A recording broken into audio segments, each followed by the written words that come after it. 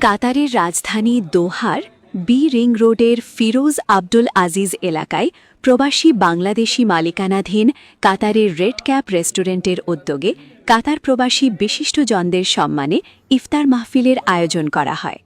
কাতার থেকে মোশাররফ হোসেন জনির প্রতিবেদনে দেখুন বিস্তারিত। উদ্যোক্তা ড. সাদ বিন কাশিমের সভাপতিত্বে অনুষ্ঠিত ইফতার পূর্ব আলোচনা সভা পরিচালনা করেন সাংবাদিক গোলাম মাওলা হাজারি। ধর্মীয় আলোচনা ও দোয়া করেন আল নূর কালচারাল সেন্টারের নির্বাহী পরিচালক মাওলানা ইউসুফ নূর। বক্তব্য রাখেন প্রকৌশলী মনিরুল হক। অন্যান্যদের মধ্যে উপস্থিত ছিলেন ঢাকা ইউনিভার্সিটি অ্যালামনাই অ্যাসোসিয়েশনের সভাপতি A K M. Aminul, institute of engineers Bangladesh Qatar চ্যাপ্টারের সভাপতি প্রকৌশলী আরিফুদ্দৌলা পাহলোয়ান, সাধারণ সম্পাদক প্রকৌশলী আজিজার রহমান, খুলনা বিভাগীয় সমিতির সাধারণ সম্পাদক প্রকৌশলী জাহাঙ্গীর আলম, রেড ক্যাপ রেস্টুরেন্টের ব্যবস্থাপক আব্দুল গাফফার সহ বিভিন্ন ফুড ডেলিভারি কোম্পানির কর্মকর্তাবৃন্দ।